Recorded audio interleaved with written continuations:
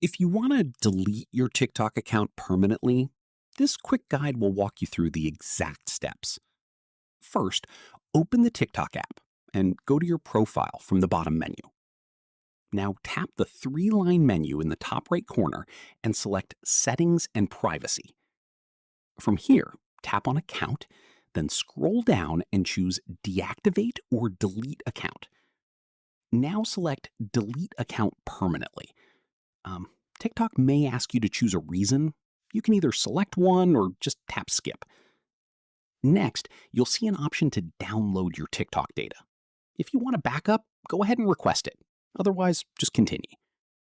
Now tick the confirmation box and tap continue. TikTok will show you what happens when you delete your account.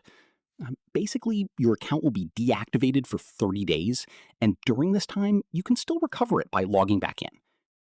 After that, enter the verification code sent to your phone or email. Finally, tap Delete Account. And that's it. Your TikTok account is now scheduled for permanent deletion.